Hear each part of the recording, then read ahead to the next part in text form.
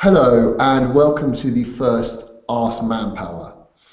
Manpower is a global leader in contingent and permanent workforce solutions, and these Ask Manpower sessions are a chance for you to ask and us to answer your questions about the world of work and beyond. Today's Hangout is entitled Everything You Wanted to Know About Social Media But Were Afraid to Ask, and we're focusing on better access.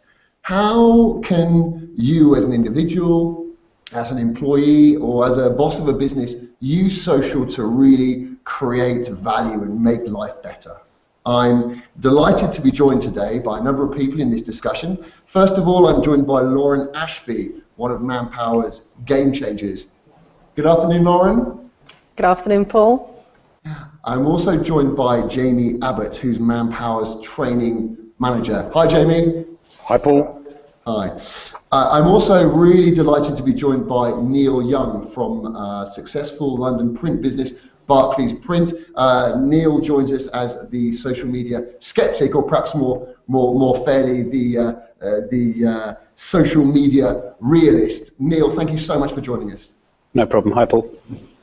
And I'm also joined by my colleague, John Fernandez. My name is Paul Harrison from Manpower's social media partners. Now, the first thing we're going to look at, the first section, is around what's in it for me. You might see the abbreviation WIFM on your travels on the social web, and what it really means is, how can I use social media in my day-to-day life to make life better for me? Lauren, perhaps I could turn to you first. You use social media every day as part of your job. What should people be thinking about?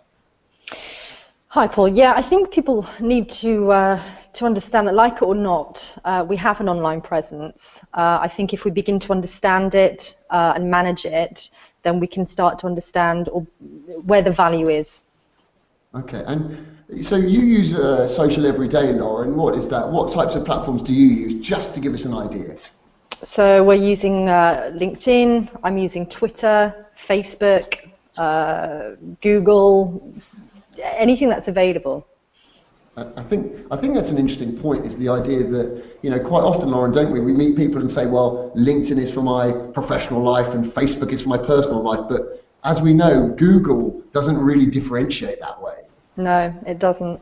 You're Lauren Ashby everywhere. Jamie, perhaps I could turn to you. Jamie, how do you use social as an individual? I think for me there are three key areas that socials really help me in my work life, primarily, I guess. Firstly, I have found it a really useful tool for connecting with my audience, often prior to a training course. I might be running a training course, I want to make sure it's relevant to them, and it's a great way of doing a bit of research on my audience before they arrive. That way I can tailor it to their needs. Okay. Secondly, I can then incorporate that technique into some of the training I'm doing. For example, if I'm running a training course about presentation skills, then maybe a bit of audience research via LinkedIn is a useful tip for my delegates.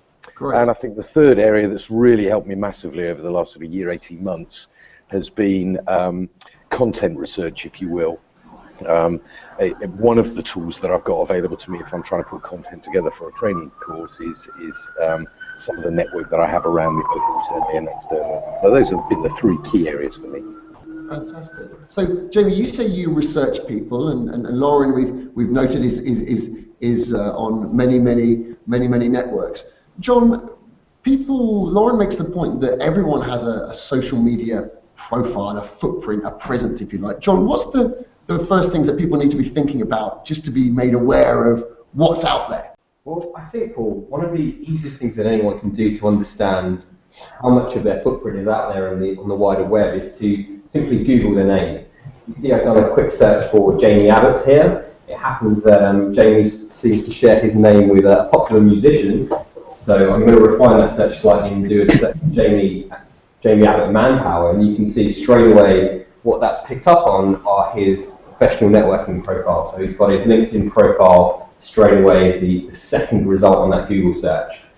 The important thing to remember is search engines love social networking profiles, whether they're your professional profile, like LinkedIn profile, or something you think is quite private, like your Facebook profile, Yeah. the chances are that these tools will be picked up by search engines such as Google. Great, and I think one of the key things here, isn't it? Whether you're you're a salesperson or a surgeon, a hairdresser or a florist, people want to engage with people, and they're likely to start kind of looking for you, which we'll look about in this session. Neil, if I might turn to you, obviously it's Neil Young joining us on this hangout, not the Neil Young, or rather the Neil Young from Barclays Print. Neil, clearly Googling yourself probably is not that successful. Do you just give up and don't bother? No, Paul, not at all. I mean, I'd like to think that I'm the Neil Young at home, if not on the internet. Well, I have a problem if I Google Neil Young for the obvious reason of the American folk singer. But if I also Google the business, Barclays Print, our website will ping up as the first search, but everything else will be Barclays Bank.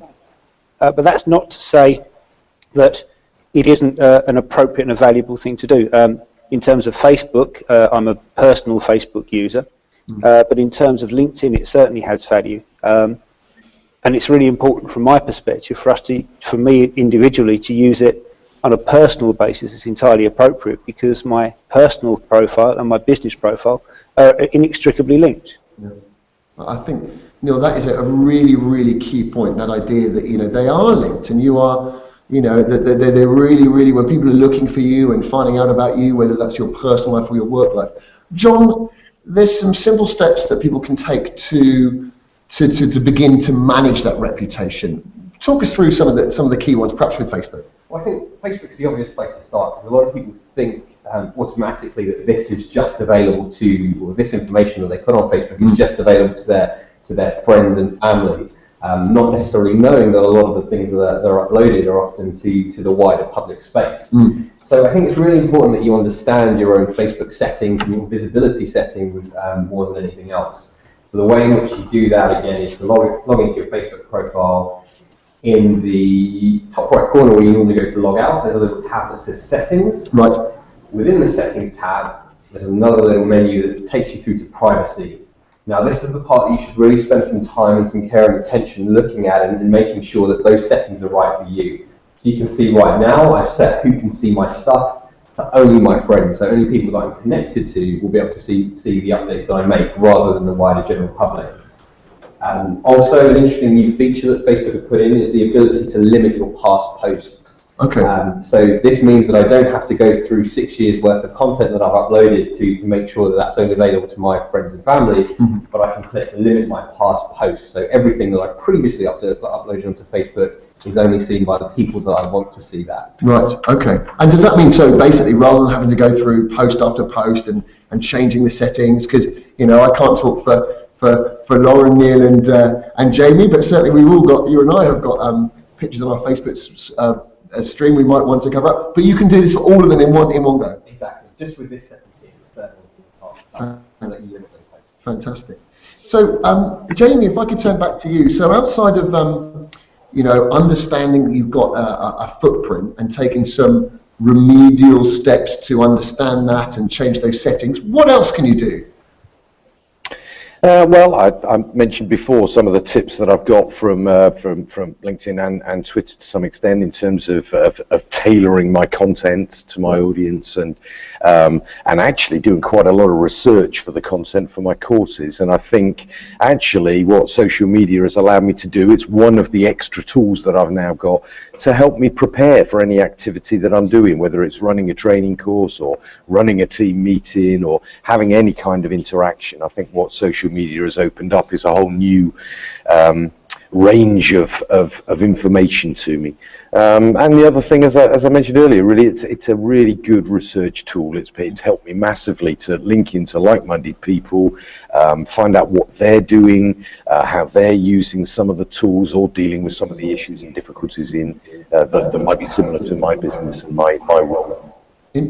Interesting. And Jamie, so you've talked a couple of times about LinkedIn. Perhaps people watching this at home, don't use LinkedIn or they have heard of it. It's obviously a professional network. And I guess, Jamie, your starting point was to make sure that you had a good professional profile before you even started connecting and so on. Yeah, very much so. I think it's grown and developed as I've got more connections, and I see people viewing my profile, and I've started using it more. Then I've added extra things in and changed things, and yeah, I'm kind of conscious of there is a profile out there. Lauren said earlier on, you know, we like it or not, we're out there, and I want to make sure that it's professional, yeah, and it's up to date. Great, John. For people who haven't set up with LinkedIn before, what are some of the key things that they should be thinking about doing when setting up their LinkedIn profile for the first time? Well, I think it's really important to understand that your LinkedIn profile should be reflective of your real-life credibility. So that means giving a transparent overview as to who you are and your areas of expertise.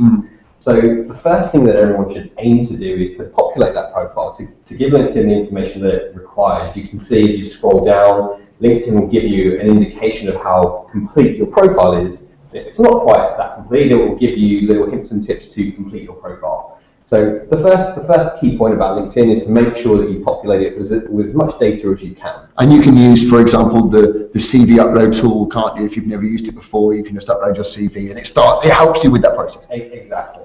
The second thing that's vital to your LinkedIn profile is your photo.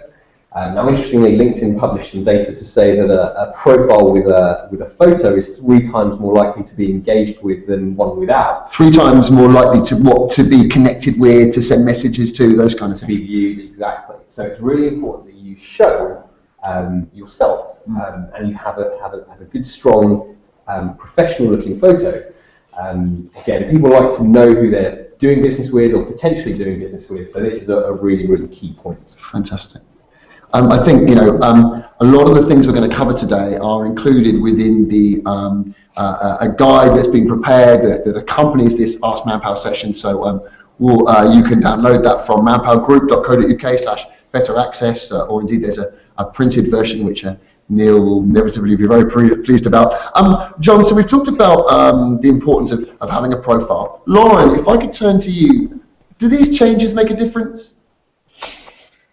Yeah, I think they make a huge difference. I think we live in a day and age now where people are buying services and products online. I think that we have a huge amount of choice because of the internet and because of social media. So I think it's hugely important to ensure that your profile is as up to date, professional. You know, there's nothing on linked to you that could be unfortunate. So yeah, I think keeping on track of it and on top of it is hugely important.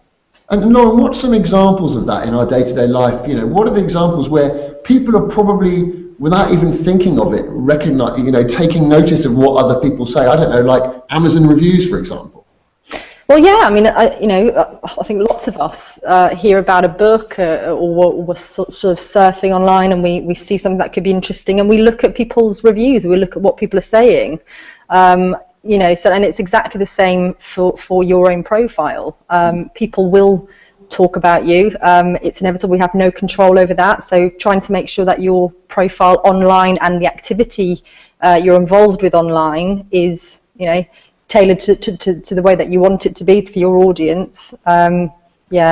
Important. Yeah, I think thank you, Lauren. That's such an interesting point. And I think, again, to reiterate that point, whatever you do, as I say, whatever industry you're in, whatever seniority you have, whether you're, as I say, a salesperson or a doctor or a nurse or a hairdresser or anything that you do, you have a reputation. Neil, if I might turn to you now, I was looking at your profile. Clearly, you take time to look after your professional persona on LinkedIn. Yeah, I agree, Paul. I think there tends to be a little bit of a tendency for people to consider online accuracy as less important than offline accuracy. And in fact, it's probably more important because, of course, online, there are a limitless number of people who can access and look at you, whereas offline, really the only people that access things are things that you make public to them or you share with them. Yeah. I feel very strongly that it's important to engage, to be consistent and topical and accurate and responsive in what we do online. If we have a profile which is 3 or 4 years out of date, nobody's going to see the credibility or value in that. I'd rather if you don't do it right, it's probably better not to do it at all, in all honesty. And that requires the right amount of time to be spent doing it right. I think that's a really key point, because Neil, lots of people will be watching this, and it's easy to set up a Twitter account. It takes 2 seconds, but if it's not managed, it's not providing the right impression of you, it's probably doing more harm than good. Oh, I would completely agree. I have a vision for our use of Twitter as being a customer feedback or a client feedback forum. Currently, our Twitter profile as a business is private, and that's intentionally so, because we aren't currently able to deal with it and manage with it in an appropriate way to ensure that actually it is topical and it's current and it's constant and that it adds value to the business. Yeah. We've also got to be comfortable with not controlling the message. Yeah. What we can do is ensure that what we do is accurate and appropriate, but online we can't control the message in the same way as we can control it offline, so we have to be comfortable that's an appropriate thing for our business too. Yeah, I think that's thank you, Neil. That's a really interesting point about having a profile, understanding what's out there, taking the time though to manage it effectively. John, we talked about how building a profile can help start to slowly build connections. It's also, John, about learning new skills as well as meeting new people, isn't it? I mean, today there's been this extraordinary. Lauren mentioned the point, we live in this extraordinary time with these amazing new technologies, and John, people are learning new things and getting better and developing new skills using these social tools. I think that's absolutely right. I think with the rise of social media, we've got a lot more experts that we have instant access to. Again, I mean, a lot of people are familiar with YouTube. A lot of people don't know that it's the second most utilized search platform out there. So if someone wants to learn a new skill or make a change or improve something, the chances are they'll go straight to YouTube. I've done a search here, how to change a brake disc, something which would have been specialist knowledge 5 or 6 years ago is now out there in the public. So I can change my own brake disc myself if I should so need to. I can also find tutorials of how to close a sale, for example, how to execute a VLOOKUP on an Excel spreadsheet. Anything that I potentially want to know about, I have access through all these experts that are online now. So I think if we come and draw some of the strands, thank you, John, from part one, which is about you as the individual together. I think the first key point is around, understanding that you have a profile, exploring that profile and learning how to firstly kind of manage it in terms of the settings that you have, in terms of what people can see. Then it becomes into starting to use LinkedIn proactively and the key steps to build a profile there. The importance of spending time and managing these things effectively, having a really clear idea of what you're trying to achieve. And then starting to move into some really interesting areas like, for example, developing and learning new skills. Again, whatever you're doing, and it's not just about your work life, but perhaps you want to learn a language. You can, these days you can Google, learn Italian, and sites like Skillshare allow you to learn Italian over your lunch break with someone who can speak Italian while you speak English. So I think there's some really real great examples of how you can use social tools as an individual to make life better.